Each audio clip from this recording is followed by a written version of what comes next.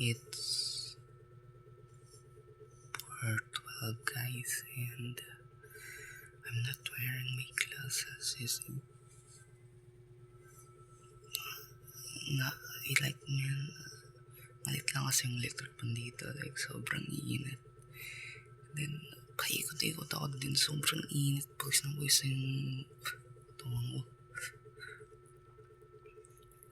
Mali guys, ewan ko bakit nagising na ako ngayon, pero kinuha ko na yung cellphone ko kasi gusto ko gamitin.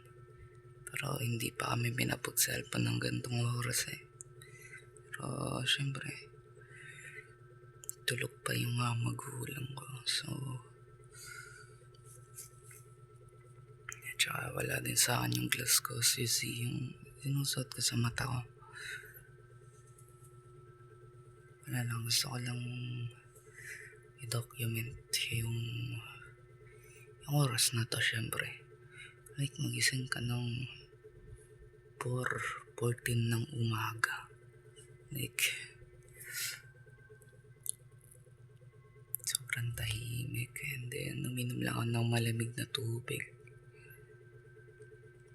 Then ewan,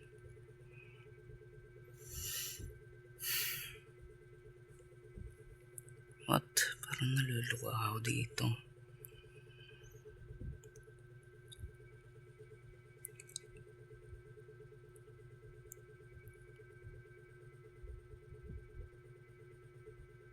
Dami ko parang blemishes sa mukha.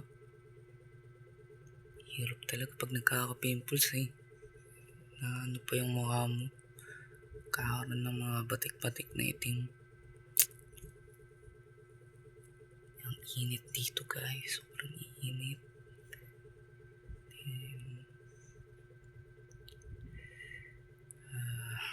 Gusto ko na magpahinga ngayon.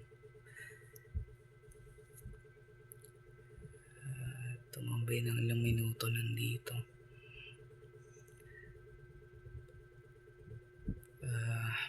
Ewan guys, blanco ako ngayon, wala akong maisip. Ang alam ko lang, masakit yung ulo sa pagtulog. Yung kinukuha yung kamalayan mo habang natutulog ka. Tapos pagising mo, ramdam mo yung utak mo sa loob ng nag-i-inflame ng konti. Umikirat-karat ng konti yung ulo mo, like nakakahilo. And guys, so pawis na pawis pa ako.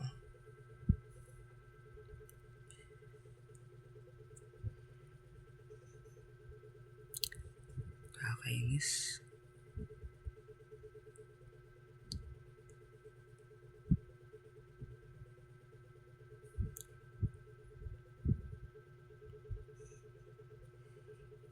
Pero alam ko yung isa kong kaibigan, pupuyat rin daw yun. And then, yung pinupupuyatan, well, kalaro ng ML, magdamag.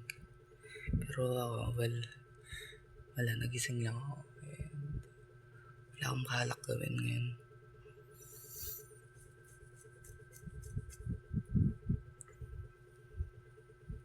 Pero sobrang init guys. Tahimik lang tayo kasi like tulog pa yung mga tao dito eh.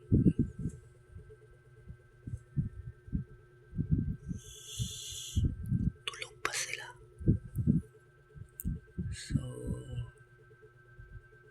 So yun lang guys, bye na muna. Yung ang talagang masakit ulo. Bye guys.